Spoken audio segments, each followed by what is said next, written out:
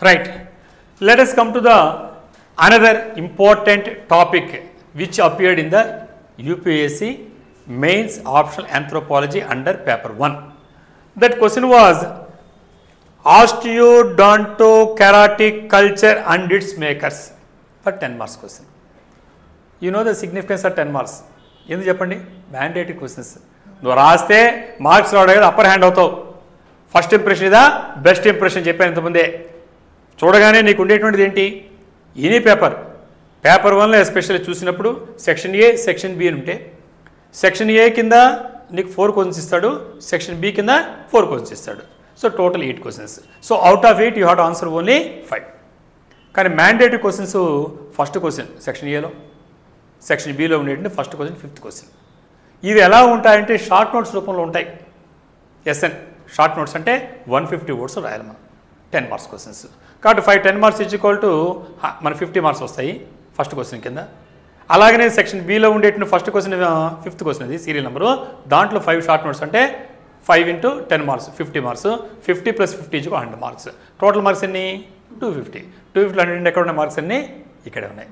అంటే మార్క్స్ పరంగా important.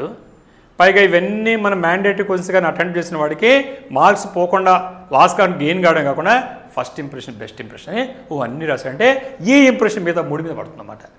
So కాబట్టి ఇలాంటి క్వశ్చన్స్ని నేను క్లాస్లో కూడా వీళ్ళంతవరకు ఇంపార్టెన్స్ ఇస్తూ ఏ ఒక్కటి వచ్చినా రాయకు మొదలకుండా రాయడం ప్రాక్టీస్ చేయించాను.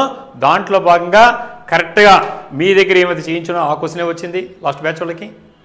ముఖ్యంగా నేను మనకు ఆగస్ట్ 31 సండే ఎగ్జామ్ జరిగితే 2 డేస్ ముందు ఒక వీడియో వదిలితే ఆ వీడియోలో కూడా మాట్లాడిన కల్చర్లో ముస్టీరింగ్ కల్చర్ కూడా వచ్చింది. దాంట్లో పాటుగా ఇప్పుడు చెప్పిన ఓడికే ఏం పేరు దాని పేరు ఓడికే ఆస్టియోడాంటోకెరాటిక్ కల్చర్స్. ఓడికో అంటే ఆస్టియోడాంటోకెరాటిక్ కల్చర్స్ అండ్ మేకర్స్. దాన్ని ఎవరు తయారు చేశాడు ఆ కల్చర్ని ఇది. కాబట్టి మోస్టేరింగ్ కల్చర్ అనేది ఈ 2 కూడా అటు ఫిజికల్ ఆంథ్రోపాలజీలో ఉండే ఫాజిల్ ఎవిడెన్స్లో వస్తాయి, ఆర్కియాలజీ పార్ట్లో చూస్తే ఆ 2 వస్తాయి. ఆ 2 కాన్సెప్చువల్ క్లారిటీ ఉండే స్టూడెంట్ ఖచ్చితంగా బాగా రాసి ఉంటాడు. ఎనివే సో 1C చెప్పాను కదా, ఫస్ట్ క్వశ్చన్ 1 ABCDE అని ఉంటాయి. సో 1C ఆస్టియోడాంటోకెరాటిక్ కల్చర్ అంటే ఏంటి, దాని మేకర్స్ ఎవరు సృష్టికర్తలు అడిగాడు. మరి 1 by 1 మనం డిస్కస్ చేసినప్పుడు ఈ ఆస్టియోడాంటోకెరాటిక్ కల్చర్ అంటే ఏంటి అని చూస్తే దీన్ని ఏమంటామో ఓడికే ఆస్టియోడాంటోకెరాటిక్. ఆస్టియోడాంటోకెరాటిక్ని మనం ఏమని పిలుస్తున్నామో ఇక్కడ ఆస్టియోడాంటోకెరాటిక్ ఓడికే ఇది పేరు. కాబట్టి ఆస్టియో అంటే ఏంటి బోన్ అంతే కదా, ఆస్టియో అంటే ఏంటి బోన్. డాంటో డెంటల్స్ డెంటిస్ట్ అంటే ఏమైంది టీత్. కెరాటిక్ అంటే హూఫ్ గల గిట్టలు ఉండాలా, హార్న్ కొమ్ములు ఉండాలా, అలా మెటీరియల్. కాబట్టి ఇక్కడ ఆస్టియోడాంటోకెరాటిక్ అంటే మనకు bone tooth horn, bone tooth horn. కాబట్టి ఈ ఆరిజిన్ ఏంటంటే గ్రీక్ అండ్ లాటిన్ డెరివేషన్ అనమాట. అది చూడగానే ఇదేంటిరే బాబు ఆస్టియోడాంటోకెరాటిక్ అడిగాడు అని కొంతమంది మిస్ అయ్యొచ్చు. అందుకే క్లాస్లో కాన్సెప్చువల్ క్లారిటీ రమ్మని నేను చెప్తుంటాను. కోచింగ్ సెంటర్ వాడు పోతే అట్లా చెప్తాడు, ChatGPT కొడేసి. ఒరిజినల్ సబ్జెక్ట్ ఉండేవాడు ఎవరైతే నేర్చుకుంటాడు ఇండియాలో ఎవరి దగ్గరైనా ఆంథ్రోపాలజీ నేర్చుకున్నాడు, ఆంథ్రోపాలజీ వాడు ఖచ్చితంగా స్టూడెంట్స్ చక్కగా రాసేట క్వశ్చన్స్ని ఎక్సలెంట్ ఈజీ పేపర్ యాక్చువల్ మా దృష్టిలో. మరి దాన్ని చూసినప్పుడు ఈ గ్రీక్ అండ్ లాటిన్ డెరివేటివ్ ఇది ఈ technological and cultural hypothesis first proposed by professor Raymond Dart in 1957. ఎవరమ్మా ప్రపోజ్ చేసింది, రేమండ్ డార్ట్. ఏం పేరు ప్రొఫెసర్ రేమండ్ డార్ట్. ఇది జనరల్ స్టడీస్లో బిట్స్ పడతాయి మీకు. ఈ థియరీని ప్రపోజ్ చేసిన ఎవరమ్మా professor Raymond Dart. In which year 1957. Who was Raymond Dart, ఎవరంటే ఆయన identified the Taung child fossil in 1924 and published the find in nature magazine 1925. Australopithecus అని ఏమైతే పిలుస్తున్నామో మన హ్యూమన్ ఎవల్యూషన్ చదువుంటారు. ఫస్ట్ ఆస్ట్రలోపిథెకస్, తర్వాత హోమో ఎరెక్టస్ స్టేజ్ అంటాము, తర్వాత నియాండర్ స్టేజ్, తర్వాత వచ్చి మోడర్న్ హ్యూమన్ అని ఇస్తుంటారు మీకుండే బుక్స్లో. సరే ఆంథ్రోపాలజికల్ మేము డివేట్ అయ్యి దాన్ని వేరేగా ఇస్తాం. ఇక్కడ చెప్పినటువంటి దాంట్లో ఆస్ట్రలోపిథెకస్ అనేటువంటిది ఏమవుతుందో గ్రూప్ ఆఫ్ ఉండేటువంటి క్రీచర్స్ని ఆస్ట్రలోపిథెకస్ దాంట్లో ఆస్ట్రలోపిథెకస్ అంటే సింగులర్గా వస్తుంది, ఆస్ట్రలోపిథెకస్ అంటే అనేకమైనటువంటి దాంట్లో కలిపెట్టాం ఆస్ట్రలోపిథెకస్ అని. అది మనం అటు ఏప్స్కి కాకుండా అటు హ్యూమన్స్కి కాకుండా 2 రకాల ఫీచర్స్ ఉన్నాయి. అంటే హ్యూమన్ ఎవల్యూషన్ బెస్ట్ ఎగ్జాంపుల్. మనం ఎవాల్వ్ అయినాడు, గ్రాడ్యువల్గా వచ్చాడు అని చెప్పడానికి ఏపు ఫీచర్స్ ఉన్నాయి, ఇక్కడ హ్యూమన్ ఫీచర్స్ ఉన్నాయి. 2 కలిసిందే ఆస్ట్రలోపిథెకస్ స్టేజ్. కాబట్టి ఆస్ట్రలోపిథెకస్ అంటే గ్రూప్ ఆఫ్ ఆస్ట్రలోపిథెకస్, దాంట్లో చాలా జాతులు ఉంటాయి, స్పీసీస్ ఉంటాయి. ఈ దాంట్లో ఏ ఫీచర్స్ ఎక్కువ ఉన్నాయి కాబట్టి దాన్ని పిత్ అన్నాడు. పిత్ అంటే ఏంటి? ఏప్. ఆస్ట్రలో అంటే ఏంటి? సదరన్. కాబట్టి ఆస్ట్రలోపిత్ అంటే సదరన్ ఏప్ అనేటువంటి పేరుతో పిలిచాడు. ఆ పిలిచిన తర్వాత టాంగ్ అనేటువంటి చోట, ఏం ప్లేసు? టాంగ్ అనే చోట ఒక చిన్న స్కల్ దొరికింది. మీరు నేనైతే పారిపోయాడు, నేను పారిపోలేదు చెప్తా, జనం పారిపోతారు అమ్మ పుర్రి అనేసి. వీళ్ళు ఆంథ్రోపాలజిస్టులు అదే పని కాబట్టి ఆ స్కల్ చూసి ఎందుకు వచ్చింది, ఎలా వచ్చింది, ఫాజిలేజ్డ్ ఇప్పుడు ఉండదు కదా, ఎప్పుడుదో అది. సో దాన్ని తీసుకొని చెక్ చేస్తే అదే ఒక చిన్న పిల్లకి సంబంధించినటువంటి ఒక టాంగ్ అనేటువంటి ప్లేస్ టాంగ్ చైల్డ్ అని పేరు పెట్టాడు. దానికి పేరే టాంగ్ చైల్డ్. ఎగ్జామినేషన్లో టాంగ్ చైల్డ్ పేరుతో ఒక క్వశ్చన్ వస్తుంది. అంటే ఆస్ట్రలోపిథెకస్. టాంగ్స్ చైల్డ్ అంటే ఆస్ట్రలోపిథెకస్, టాంగ్స్ బేబీ అంటే ఆస్ట్రలోపిథెకస్. చిన్న పిల్ల కాబట్టి దానికి బేబీని పిలుచుకోండి ముద్దుగా. మనం పారిపోతాం పిరికోళ్ళలాగా దెయ్యాలి బుధాలు అనేసి అతను పిలుచుకొని అవి ముచ్చటగా ఉంది, అది చూస్తాను ఫీచర్ చూస్తే అటు మంకీ కాదు, ఏపు కాదు, హ్యూమన్ కాదు, అన్ని ఫీచర్స్ చిన్నదాన్ని డెవలప్ చేశాడు రేమండ్ డార్ట్. సో దాని పేరే టాంగ్స్ చైల్డ్, దాని పేరే టాంగ్స్ బేబీ. సో ఆయన 1924లో చేసినటువంటి తన ఫైండింగ్ని 1925లో నేచర్ అనేటువంటి మ్యాగజైన్లో పబ్లిష్ చేశాడు. ఒక 30 years ఆల్మోస్ట్ అయిన తర్వాత 1957లో the same person professor Raymond Dart ఒక ప్రపోజల్ పెట్టాడు. ఆ ప్రపోజల్ పేరే ఆస్టియోడాంటోకెరాటిక్. ఏం పేరు? ఆస్టియోడాంటోకెరాటిక్. ఆస్టియో అంటే బోన్, డోంటో అంటే టీత్, కెరాటిక్ అంటే హార్న్. ఈ కల్చర్ అనేది ఈ బేబీ ఏవైతే చెప్పామో ఆస్ట్రలోపిథెకస్ అని పిలిచానో ఆయన కనిపెట్టింది, దానికి సంబంధించి ఒక కల్చర్ ఉంది, అవి ఇలాంటి వాటిని వాడాయి అని చెప్పేసి అతను ఏం చేశాడంటే చెప్తూ predatory habits of Australopithecus species in South Africa. ఈ సౌత్ ఆఫ్రికాలో జరిగింది కాబట్టి ఆస్ట్రలోపిథెకస్ అన్నాము. పిత్ అంటే ఏప్ అన్నాను, ఆస్ట్రలో అంటే సదరన్ అని చెప్పాను, సదరన్ ఏప్ అని ఆస్ట్రలోపిథెకస్ అంటే.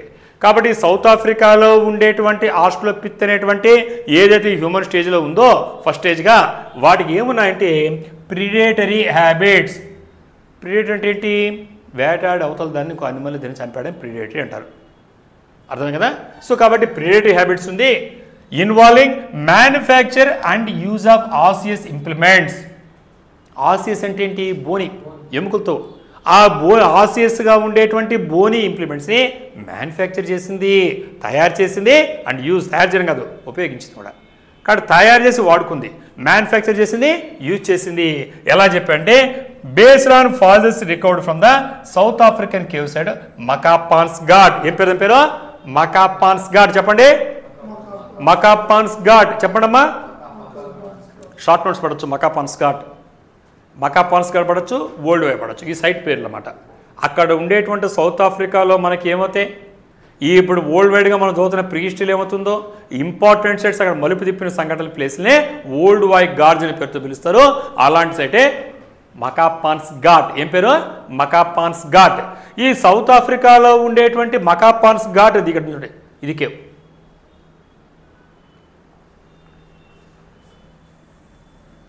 చూస్తున్నారమ్మా, ఇది మకాపాన్స్ ఘాట్.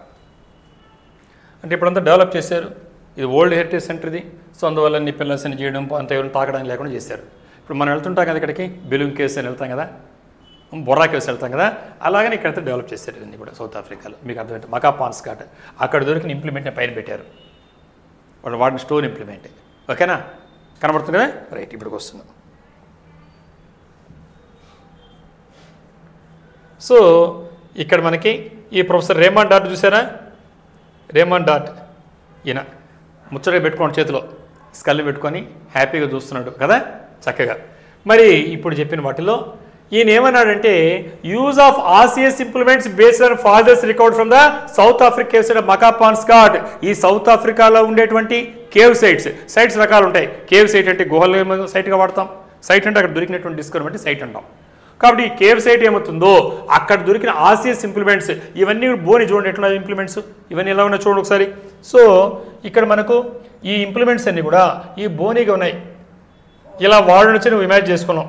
అంటే ఇది చూస్తే ఇక్కడ మనకు ఉండేటువంటి ఒక లాంగ్ బోన్, ఇక్కడ మనకు ఉండే లాంగ్ బోన్స్ తెలుసు మీకు, లాంగ్ బోన్ కావచ్చు, టీత్ కావచ్చు, అలాగే మన హార్న్ కావచ్చు, ఇలా వాడి ఉండొచ్చు. దీన్ని ఇంప్లిమెంట్స్గా మ్యానుఫ్యాక్చర్ చేశాడు అప్పుడు ఉండేటువంటి ఈ ఆస్ట్రోపిథెకస్, దాంతోపాటు యూజ్ చేశాడు. అంటే తయారు చేయడం కాకుండా వాడడం చేశాడని ఈయన ప్రపోజల్ పెట్టి ఈ 3 వాడాడు కాబట్టి కొత్త రకం పేరు పెట్టాడు. ఏం పేరు? ఆస్టియోడాంటోకెరాటిక్ కల్చర్. కల్చర్ అంటే సంస్కృతి వాడాడు. అంతకుముందు మనం ఈ పనిముట్లు మాత్రం ఇలాంటి ఇంప్లిమెంట్స్ రాళ్ళని మాత్రం వాడాలనుకుంటున్నాం లోయర్ ప్యాలెథిక్లో. ఈయన కొత్త రకం ప్రపోజల్ పెట్టేశాడు. పైగా మామూలు వ్యక్తి కాదు, ఎవరైనా ఆయన టాంక్స్ బేబీని కనిపెట్టిన వ్యక్తి. సో అప్పటి నుంచి చలామణిలోకి వచ్చింది ఓడీకే కల్చర్ అని షార్ట్కట్లో పిలవడం మొదలుపెట్టారు.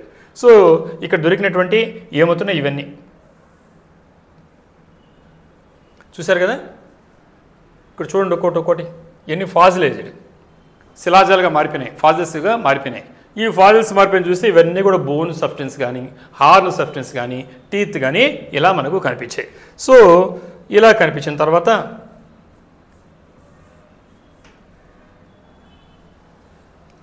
ఇక్కడ ఏం చేశాడంటే దీని పేరు మీదుగా అతను ఈ ప్రపోజల్ పెట్టాడు, డాట్ ప్రపోజ్డ్. కాబట్టి డాట్ ఏం చేశాడంటే extinct hominin species Australopithecus prometheus now classified as africanus. Australopithecus అని చదివితే దాంట్లో ఆస్ట్రోపిథెకస్ ఆఫ్రికానస్, ఆస్ట్రోపిథెకస్ అఫారెన్సిస్, ఆస్ట్రోపిథెకస్ ఎడిబా, ఈ విధంగా మీకు తెలిసింది జీనస్ స్పీసీస్ ఉంటాయి. ఒకే రకమైన జీనస్లు అనేకమైన స్పీసీస్ ఉంటాయి. దాంట్లో ఇవాళ మనం ఏమైతే ఆస్ట్రోపిథెకస్ ఆఫ్రికానస్ అని పిలుస్తున్నాం, దాన్నే ఒకప్పుడు ఆస్ట్రోపిథెకస్ ప్రోమెథ్యూస్ అని పిలిచేవాళ్ళు. ఇది ఇప్పుడు ఉందంటే లేదు, అది ఎక్స్టెంట్ హోమినిన్. హోమినిన్ అంటే మనకు సంబంధించినటువంటి ఏమైతే మనం భావిస్తున్నాం పూర్వీకులుగా, అలాంటి జాతికి సంబంధించినటువంటి వాళ్ళు ఈ మకాపాన్స్ ఘాట్ అనేటువంటి కేవ్ దగ్గర అవి ఎలా ఉన్నాయంటే ప్రిడేటరీగా ఉన్నాయి. ప్రిడేటరీ అంటే వేరే వాటిని చంపు తినేటువంటివి. క్యానిబాలిస్టిక్ మీట్. క్యానిబాలిజం అంటే ఏంటి? Killing same species. ఒక ముఖ్యంగా హ్యూమన్స్ వాడతాం, మనిషిని చెప్పేసాడు అనుకో నరమాంస భక్షణ అంటే దాన్ని క్యానిబాలిజం అంటాం. మనిషిని చెప్పు తింటున్నాడు అనుకో దాన్ని ఏమంటారు? నరమాంస భక్షణ అని తెలుగులో, ఇంగ్లీష్లో క్యానిబాలిజం. ఎక్కువ హ్యూమన్స్కి వాడతారు. హ్యూమన్స్ కాబట్టి ఒక జాతి, ఒక పులి కానీ ఇంకో పులిని చెప్పేసింది అనుకో దట్ ఈస్ క్యానిబాలిజం. అర్థం కదా? సేమ్ స్పీసీస్ని ఇంకొక అదే స్పీసీస్ చంపితే దాన్ని క్యానిబాలిజం అంటాం. ఎక్కువ హ్యూమన్స్ వాడుకుంటున్నారు, నరమాంస భక్షణ పేరుతో వాడేవాళ్ళు క్యానిబాలిజం మనకు ఉండే పుస్తకాలు ఫిక్షన్స్లో. సో కాబట్టి cannibalistic meat eaters and specialised hunters అన్నాడు ఒక మాట. ఈ మకాపాన్స్ ఘాట్ కాడ ఇప్పటి వరకు మీరు లోయర్ ప్యాలెథిక్ అని చెప్పుకునేటువంటి ఇలాంటి ఇంప్లిమెంట్స్ కాదు, నువ్వు ఉండేటువంటి పెబుల్ టూల్స్ కాదు, అక్కడ దొరికినటువంటి శిలాజాలు ఏమవుతున్నాయో ఇవి ఆసియస్గా బోనీగా ఉన్నాయి, నల్లగా ఉన్నాయి. ఎందుకు వచ్చి నీకు నెక్స్ట్ చెప్పబోతున్నాను. ఇవి ఏమనుకున్నాడంటే ఇవి ఇంప్లిమెంట్స్గా వాడాయి. ఏవి ఇంప్లిమెంట్స్ వాడే అక్కడ ఏంది? ఆస్ట్రోపిథెకస్ అఫారెన్సిస్, ఆస్ట్రోపిథెకస్ ప్రోమెథ్యూస్ అంతమంది పిలిచేవాళ్ళం. ఇవి ఖచ్చితంగా వీటిని వాడే పనిముట్లుగా వేటిని వాడేవి? ఈ ఆసియస్ ఇంప్లిమెంట్స్ అంటే బోనీ సబ్స్టెన్స్ అనేటువంటి ఇప్పుడు చెప్పినటువంటి బోన్ కావచ్చు, టీత్ కావచ్చు, హార్న్ కావచ్చు వాడే ప్రపోజ్ చేశాడు మకాపాన్స్ ఘాట్గా. అందువల్ల ఈ స్పెషలైజ్డ్ హంటర్స్ ఏంటాయి? ప్రత్యేకమైన నైపుణ్యం కలిగినటువంటి వేటగాళ్ళు ఏంటాయి? క్యానిబాలిజం, ఆ జాతిని ఆస్ట్రోపిథెకస్ ఇంకో చంపేసి ఉండొచ్చు, అలా ఉండొచ్చు. ప్రిడేటరీ వేరే జంతువులు చంపవచ్చు అని ఓ ప్రపోజ్ తెచ్చాడు. ఈ suggested that they manufactured and used A tool kit based on the bones, the teeth and horns of prey animals, and that these first tools were evidence for the predatory transition from ape to man as a distinct stage in human evolutionary development. కాబట్టి ఎప్పుడైతే అతను కనుక్కున్నాడో ఈ మకాపాన్స్ ఘాట్ అనేటువంటి చోట ఎప్పుడైతే ఈ bones ఆస్టియోని, ఎప్పుడైతే teeth డోంటోని, ఎప్పుడైతే హార్న్స్ కెరాటిక్ని కనుక్కున్నాడో ఎవరేం తెలిసాడంటే అక్కడ చుట్టుపక్కల దొరికినటువంటి ప్రే యానిమల్స్ అంటే ఈ వేటాడు ఉంటాయి ఆస్ట్రోపిథెకస్ వాటితో పాటు దొరికినాయంటే అప్పుడు ఉండే వాటిని ప్రే యానిమల్స్ ఏమైతే వేటాడాయో ఆ జంతువులకు సంబంధించింది ఇవి. కాబట్టి ఈ టూల్స్ అనేది ఎలా వాడాడంటే predatory translation ape to man అంటే ఈ వేటాడడం అనేటువంటిది ఈ రోజుది కాదు, అక్కడి నుంచే ప్రేని వేటాడడం మొదలుంది అని రుజువుతో చెప్పాడు. ఈ చంపిన తర్వాత ఏం చేసావంటే కావాల్సిన తినేసేటివి ఆ కొరవాటిని మళ్ళీ తిరిగి ఇంప్లిమెంట్స్గా వాడేయడం ప్రపోజ్ చేశాడు. అంటే దీన్ని predatory transition from app to man అంటే ఒక వేటాడడం అనేటువంటిది ఇది ప్రిడేషన్ అంటాం. సో ఇది ఏప్ నుంచి మ్యాన్కి ట్రాన్సిషన్ లాగా వచ్చింది. కాబట్టి distinct stage in human evolution development. కాబట్టి మానవుడు అభివృద్ధి చెందడంలో ఇది ముఖ్యమైన దశగా భావించాడు. ఇవన్నీ చూశారు కదమ్మా. నెక్స్ట్ డాట్ based is hypothesis on the analysis of bones of fossil ungulates and other prey species founded Makapansgat. సరే హైపోథిసిస్ ఎలా చెప్పగలిగాడంటే అక్కడ చూశాడు ఈ మకాపాన్స్కాట్ ఏం పేరు సైట్ పేరు మకాపాన్స్కాట్ ఏ కంట్రీలో ఉంది సౌత్ ఆఫ్రికాలో ఉంది. అక్కడ చూసినట్టు ఆ కాంటినెంట్లో సౌత్ ఆఫ్రికాలో ఉండే మకాపాన్స్కాట్ దగ్గర అక్కడ ఉండేటువంటి దాంట్లో ఈ ఆస్ట్రలోపిథెకస్తో పాటుగా ఏమున్నాయంటే ఇక్కడ ఈ ఫాజిల్ అంటే శిలాజాలు ఇప్పుడు లేవు అంతరించిపోయి ఉంటాయి రాళ్ళు లాగా రప్పల్లాగా ఉంటాయి. సో ఈ ఫాజిల్స్ అంగులేట్స్ అంటే ఏంటి హూఫ్డ్ అనిమల్స్ మీకు తెలిసిందే కదా డాక్టర్స్. సో హూఫ్డ్ అనిమల్స్ అంటే కాళ్ళకి గిట్టలు అంటాం మనం అక్కడ. పిగ్స్ కానీ హార్సెస్ కానీ డాంకీస్ కానీ మన పాదాల్లాగా ఉండవు కదా. సో అలాంటి వాటిని హూఫ్డ్ అనిమల్స్ని మనం ఏమంటామంటే అంగులేట్స్ అంటాం. మరి ఈ అంగులేట్స్ అక్కడ ఫాజిల్స్ కనిపించాయి బోన్స్ కాబట్టి అదర్ అండ్ ప్రే అనిమల్స్ కనిపించాయి. సో వాటికి సంబంధించినవే ఇప్పుడు చెప్పినటువంటి ఈ చుట్టుపక్కల దొరికినటువంటి ఆధారాలు అనుకొని the parts of the skeleton recovered from the cave were biased towards the skull and limb bones. ఏమనుకున్నాడంటే ఇవన్నీ ఏమైంటుందంటే ఆ పార్ట్స్ ఏంటాయి ఆ స్కల్కి లిమ్స్కి అంగులేట్స్ సంబంధించి అనుకున్నాడు. Whilst the thorax pelvis and tail were largely absent. అక్కడెక్కడ థొరాక్స్ ఈ భాగం కనబడలా. థొరాక్స్ అంటే తెలుసు కదా చెస్ట్ రీజన్ కనబడలా. అలాగనే పెల్విస్ ఈ భాగం కనబడలా, టెయిల్ కనబడలా. Large labs indicating a selection agent at work. ఈ దొరకలేదంటే అర్థమేమని ఉండాలి థొరాక్స్ ఉండాలి ఈ ప్రాంతము, ఇది చెప్పిన పెల్విస్ రీజన్ ఉండాలి, టెయిల్ లేదు అంటే ఒక సెలక్షన్ ఏజెంట్ ఎట్ వర్క్. అక్కడ ఏదో ఒకటి మాత్రమే ఉండాలంటే ఏదో పని చేస్తుంటుంది. అప్పుడు ఏం చేస్తుండొచ్చు ఇవి తినేసి చంపేసి వేటాడేసి ఈ పార్ట్లను దీనికి వాడుకున్నారు ఈయన అనుకునేసాడు. The bones also exhibited evidence of damage. అంతేకాకుండా బోన్స్కి ఏంటంటే అక్కడ డ్యామేజ్ తెలుస్తుంది. డాట్ సైషెడ్ could only have been caused by intentional violence. ఎందుకు వచ్చాడు పాపం నిర్ణయానికి అన్ని పార్ట్స్ దొరకడంలా ఉంటే మొత్తం దొరకాలి కదా దొరకడంలా కొంచెం దొరుకుతున్నాయి. కాబట్టి ఏమనుకున్నా అంటే అతను ఈ బోన్స్ ఏమవుతున్నాయి డ్యామేజ్ అండి కొన్ని. ఈ డ్యామేజ్ ఎందువల్ల జరుగుతుంది ఇంటెన్షనల్గా ఉద్దేశపూర్వకంగా intentional caused by intentional violence. ఉద్రేకపూర్వకంగా ఎవడో బలవంతంగా డ్యామేజ్ చేస్తే అయినాయి. ఎవరు డ్యామేజ్ చేస్తుంటారు ఆ కాలంలో. కాబట్టి అక్కడి నుంచి దొరికింది ఎవిడెన్స్ ఏంటి ఆస్ట్రలోపిథెకస్ అఫారెన్సిస్. కాబట్టి ఆస్ట్రలోపిథెకస్ ప్రోమిథెస్ పిలిచేవాళ్ళం అదే చంపేస్తుంటుంది. ఇప్పుడు చెప్పినట్టు అంగులేట్స్ ఏవైతే గిట్టలు కలిగినటువంటి జంతువులు పిగ్స్ కానీ హార్సెస్ కానీ డాంకీస్ కానీ ఏవైతే గిట్టలు అంటామో తెలుగులో అంగులేట్స్ అంటామో హూఫ్డ్ అనిమల్స్ అంటాం ఇంగ్లీష్లో, వీటిని చంపేసి కొన్ని పార్ట్స్ లేపేసి ఆ పార్ట్స్ని తినేసి ఇంకా మిగిలినటువంటి దాన్ని ఆయుధాలుగా మలుచుకొని మిగతా జంతువులు వేటాడడానికి వాడుంటుంది అనుకున్నాడు. అర్థం ఇప్పుడు కాన్సెప్ట్ పెట్టుకొని many of the bones were black and. అంతేకాక చూస్తే కొన్ని పార్ట్స్ లేవు ఇంకెలా ఉన్నాయంటే బ్లాక్ అండ్ నల్లగా ఉన్నాయి కొన్ని పార్ట్స్ చూస్తూ ఉంటాయి బోన్స్.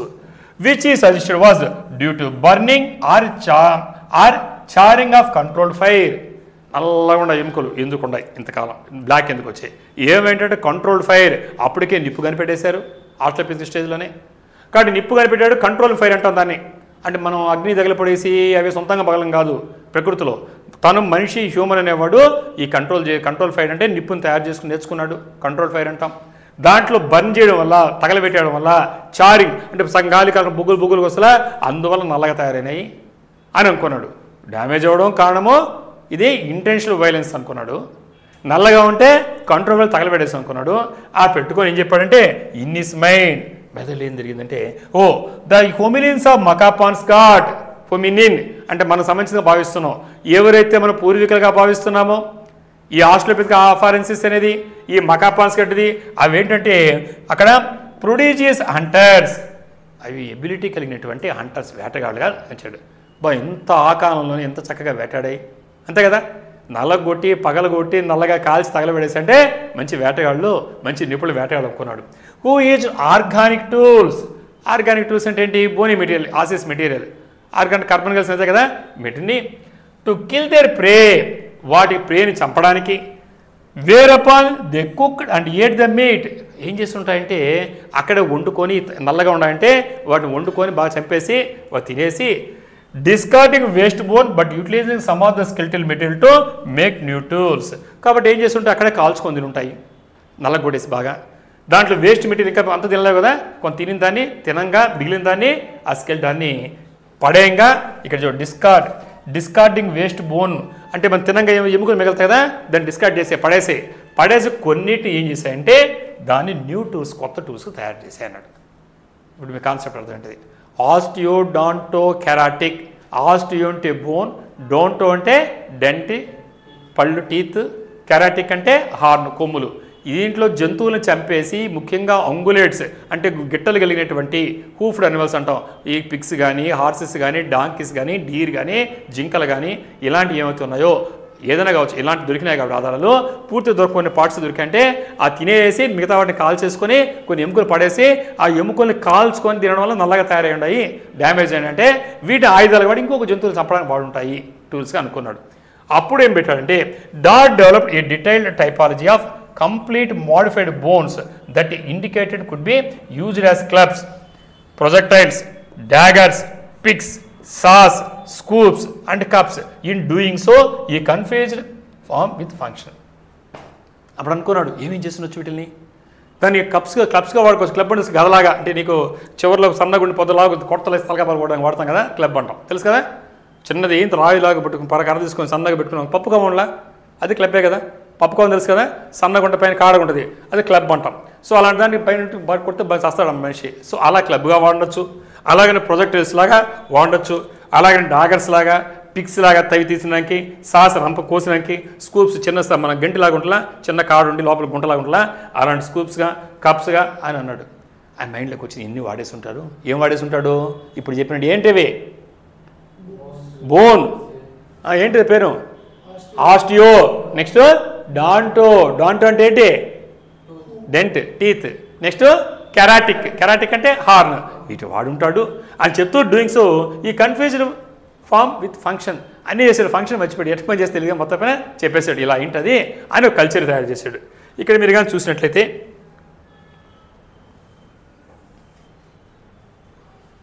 ఇలాంటి దొరికాయమ్మ అక్కడ చూస్తున్నారా, ఇలాంటి దొరికాయి. ఇది అప్పుడు ఉండేటువంటి ఆస్ట్రోఫిజిక్స్ రకరకాల షేప్స్లో ఉంటాయి.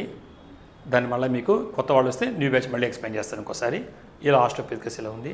ఇమేజ్ ఇలా కూర్చోండి, మనకి ఓపెన్ సైట్స్లో ఉంటాయి. మీకు దొరికినటువంటి టూల్స్లో ఇది ప్యాలిలిథిక్ ఎక్స్ప్లెయిన్ చేస్తున్నాను నేను.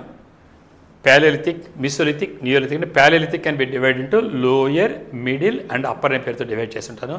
లోయర్లో హ్యాండ్ యాక్స్ క్లీవర్ కంటే ముందు ఉండేటువంటిది చిన్న చిన్న గుండ్రాళ్ళు రాళ్ళు అట్లా దాన్ని పెబుల్స్ అంటాము. ఆ రాళ్ళకి కొన్ని చిప్స్ లాంటివి ఇలా లేసిపోతే దాన్ని మనము టూల్స్గా వాడినట్టు ఎవిడెన్సెస్ క్లియర్గా పక్కా మనకున్నాయి, ఆర్కియాలజికల్గా ప్రూవ్ అయినటువంటి.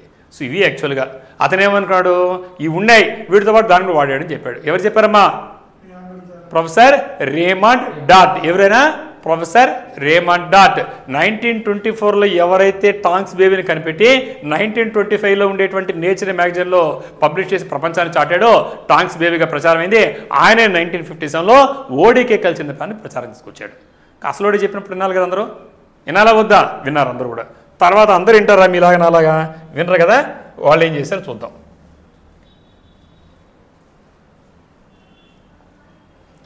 సరే ఇలా ఉంటే డాట్ and the ODK were championed by the American playwright Robert Andrey.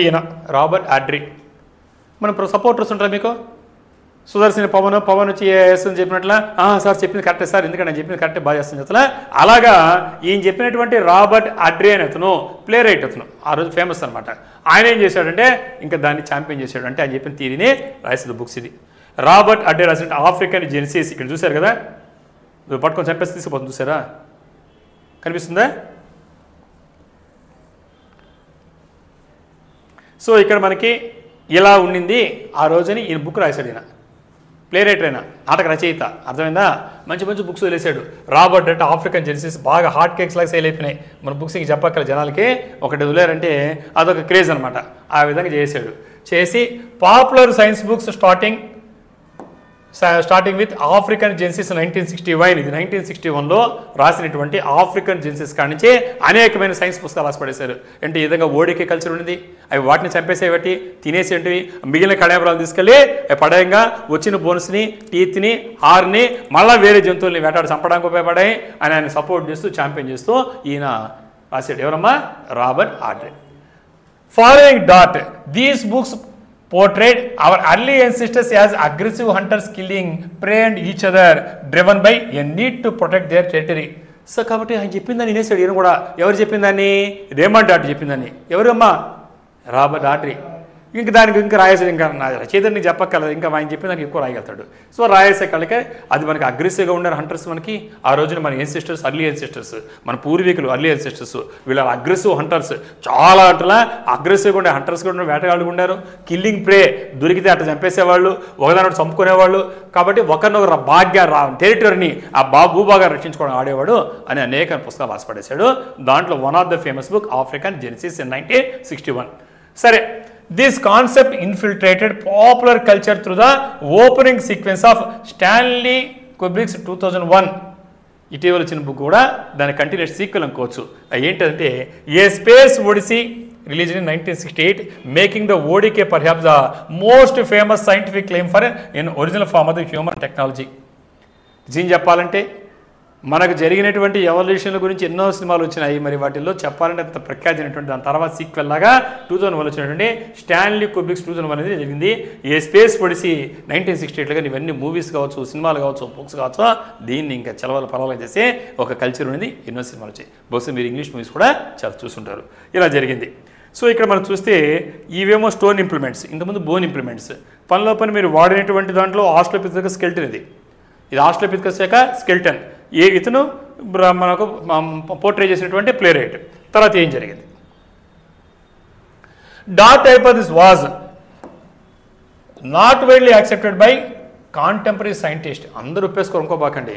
మీ ఇద్దరు ఫ్రెండ్స్ ఉంటే అతను విభజించవచ్చు, లేదా మీ ఇద్దరంటే అతను అంటచ్చు. సో వెంటనే కూర్చొని కాంటెంపరీ సైంటిస్టు ముఖ్యంగా ఈ కెన్నెత్ ఓక్లే కానీ, షెర్బర్న్ వాష్బర్న్ కానీ, జాన్ రాబిన్సన్ కానీ, సీకే బాబ్ బ్రెయిన్ వీళ్ళందరూ అపోజ్ చేయడం మొదలుపెట్టారు. అదేనమ్మా, ఇప్పటిదాకా ఆయన సపోర్ట్ చేసిన వాళ్ళు చెప్పాను. ఇప్పటిదాకా నేను వీళ్ళు సైంటిస్టులు ఏం చేశారంటే దాన్ని అపోజ్ చేయడం మొదలుపెట్టారు. ఈ థియరీ కరెక్ట్ కాదు, నువ్వు చెప్పింది కరెక్ట్ కాదు. వాళ్ళు ఏమన్నామంటే వాళ్ళు క్యానిబాలిజం ప్రాక్టీస్ చేశారంటున్నావు, ఆ చంపినటువంటి బోన్స్ కానీ, టీత్ కానీ, హార్న్ కానీ వాడుకున్నారు, మళ్ళీ తిరిగి ఇంకో జంతువులు అంటున్నావు, ఇది కరెక్ట్ కాదు. నల్లగా ఎందుకు మాడిపోయినాయంటే దాన్ని కాల్చి సగం తినేసినప్పుడు ఆ వచ్చిన నల్లగా మాడిపోయి చెప్తున్నావు, ఇది కరెక్ట్ కాదని అంతకుముందు సపోర్ట్ చేసి పుస్తకాలు వస్తే బుక్స్ వేస్తే వీళ్ళు ఏం చేశారంటే అపోజ్ చేస్తూ చెప్పడం మొదలుపెట్టారు.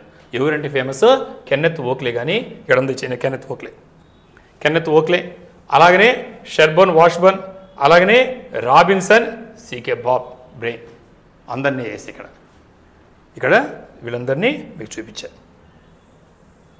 ఇక్కడ ఇచ్చా Kenneth Oakley, Sherburn, John Robinson, C K Bob Brain. చేతులు పెట్టుకుంటుండే ఫాజిల్ స్కెల్టన్ కనిపిస్తున్నాయమ్మా. వీళ్ళు అపోజ్ చేశారు, థియరీని సపోర్ట్ చేయాల. ఏ థియరీ అదే? ఓడికే కల్చర్. ఓడికే అంటే ఆస్టియోడాంటో కెరాటిక్ కల్చర్. ఆస్టియోని అంటే బోన్ని, డెంటల్ టీత్ని, అదేవిధంగా కెరాటిక్ అంటే హార్ని వాడాడు వెపన్స్గా అని ఎవరైతే మనకి ఆ రోజు డిస్కవర్ చేసినట్టు ప్రొఫెసర్ రేమాండ్ చెప్పాడో దాన్ని సపోర్ట్ చేసి వ్యతిరేకించడం మొదలుపెట్టారు. ఇదంతా నో, ఇట్స్ రాంగ్ అని టైప్లో చెప్పారు. సో అలా జరిగిన తర్వాత ఏం జరిగిందంటే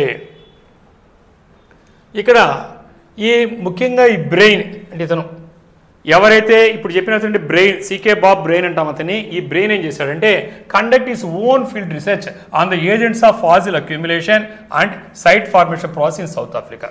అతను వెంటనే కూర్చొని తన దైన స్థాయిలో తను రీసెర్చ్ చేసి ముఖ్యంగా ఈ ఫాజిల్ అక్యూములేషన్, ఈ ఫాజిల్ అనేది ఏర్పడాలంటే, ఒక శిలాజం తయారంటే ఎలా అక్యూములేట్ అవుతుంది, అలాగనే సైట్ ఫార్మేషన్ అంటే ఒక సైట్ ఏర్పడాలంటే ఎలా ఏర్పడుతుందని తన దైన స్థాయిలో తను రీసెర్చ్ చేయడం మొదలుపెట్టాడు.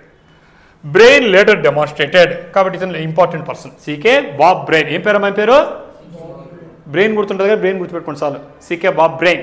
సో ఈ సీకే బాబ్ బ్రెయిన్ ఏం చేశాడంటే తర్వాత కాలంలో అతను ఏం డెమాన్స్ట్రేట్ అంటే the pattern of bone damage. మీరేం చెప్పారా బాబు? ఎవరు చెప్పింది ఓడికే కల్చర్ గురించి? Professor Raymond dot. ఒక్క నిమిషం ఆగండి అండి. రేమాండ్ డాట్ గారు ఏం చెప్పారు? బోన్ డ్యామేజ్ జరిగిందా? దేనివల్ల జరిగింది? పగలు కొట్టేసాయా ప్రేటర్? నో. అది ఎందుకు జరిగిందంటే skeletal part representation recorded by డాట్ at Makapansgat was the result of non human modification. మీరేమంటున్నారు? ఆ బోన్స్ డ్యామేజ్ అవ్వడానికి హ్యూమన్ మోడిఫికేషన్ అన్నారు. No, it's part of non human modification.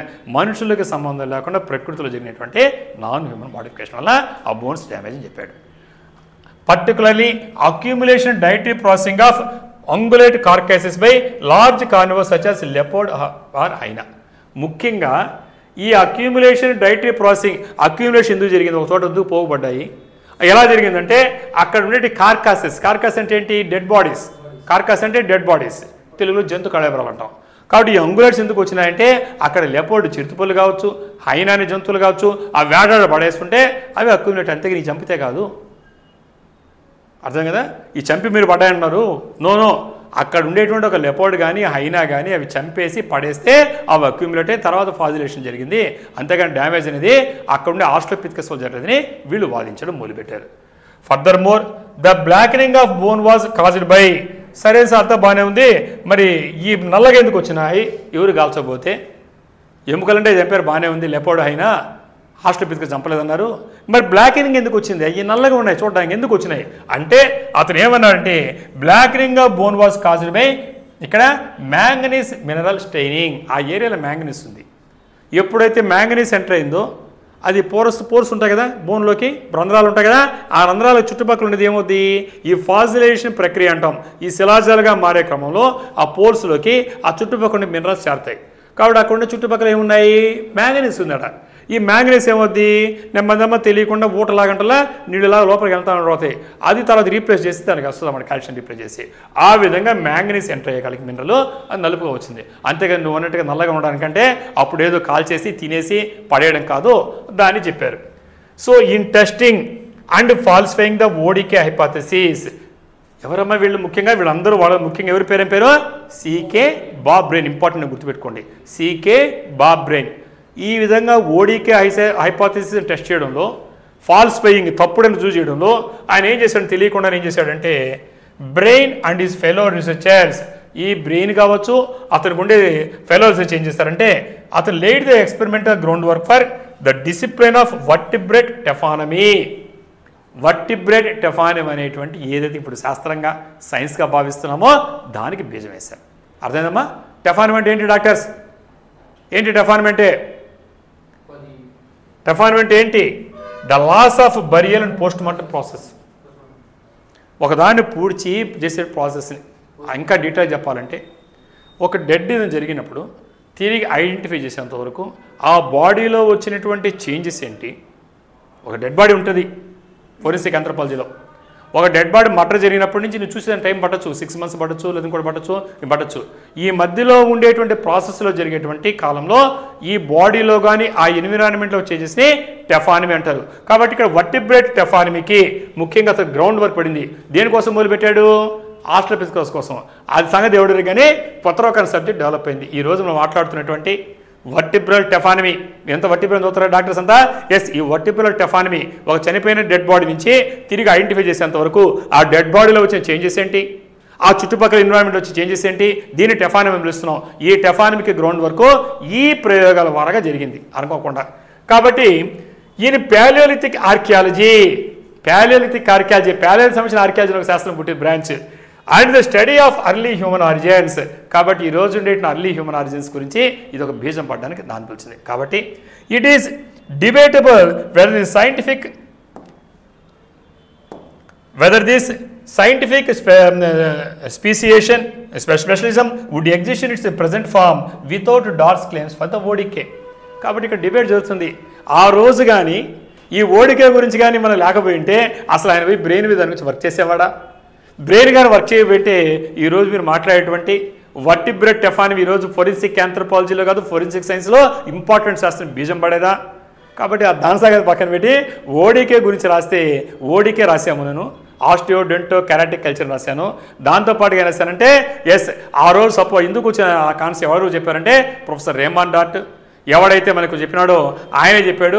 మరి దాని తర్వాత ఎందుకు దాన్ని సపోర్ట్ చేసిన వాళ్ళు చెప్పానో, విభేదించిన వాళ్ళు చెప్పానో, కానీ లాస్ట్లో ఏం చేస్తారు కంక్లూషన్ కింద రాసి ఆ రోజు ఆయన కానీ ప్రయత్నం చేయకపోయింటే, నీ ఓడికే కల్చర్ కానీ ప్రపోజల్ లేకపోయింటే ఈ శాస్త్రం ఉండేది కాదు. కొత్త రకం శాస్త్రాలు ఏంటి శాస్త్రం? ముఖ్యంగా వర్టిబ్రేట్ టెఫానమీ ఈ రోజు అది ఉండేది కాదు. కాబట్టి ఓడికే గురించి కంక్లూడ్ చేస్తూ ఇది నేను తీసుకొచ్చాను. మీకు ఆన్సర్ ఎక్సలెంట్గా రావడానికి అవకాశం ఉంది. ఓకే, సో ఇక్కడ ఏమైనా డౌట్స్ లేవు కదమ్మా? సో ఈ విధంగా ఒక్కొక్క వారము ఒక్కొక్క రోజు ఒక్కొక్క టాపిక్ గురించి వెళ్తున్నాను నేను. 2025 ఆప్షనల్ ఆంథ్రోపాలజీలో ఎవరైతే రాశారో పేపర్ 1 కావచ్చు, పేపర్ 2 కావచ్చు, ఆల్ ఆఫ్ కామెంట్ లాగా ఇచ్చి పడేక్కడ కోచింగ్ సెంటర్ లాగా సబ్జెక్ట్ ఇస్తూ వస్తే పనిలో పని మీకు ఆ సబ్జెక్ట్ ఒక ఐటెంకి ఆ కీ తెలియడం కాకుండా నెక్స్ట్ నేర్చుకునే వాళ్ళు 26, 27 వాళ్ళకి ఉపయోగపడుతుంది. ప్లస్ మనకు చాలా మందికి రాసిన వాళ్ళకి కన్ఫ్యూజన్ ఉండదు, క్లియర్ దీని ఆన్సర్ లేదు, కీ చాలా మంది అడుగుతున్నారు ఆంథ్రోపాలజిస్ట్లో, వాళ్ళకు కూడా ఉపయోగపడుతున్న ఉద్దేశంతో నేను మంచి కీని ఒక్కొక్క రోజుకి 2 క్వశ్చన్స్ లెక్క మీకు ఇస్తూ అటు పనిలో పైన టాపిక్స్ కూడా కవర్ అవుతూ ప్లస్ ఈ ఐటమ్స్ మీకు కవర్ అయిపోతాయి ఎగ్జామినేషన్ పాయింట్ టైంలో. Very very important topics, conceptual clarities చేస్తున్నాను. నెక్స్ట్ సెషన్లో ఇంకో మంచి టాపిక్తో కలుద్దాం.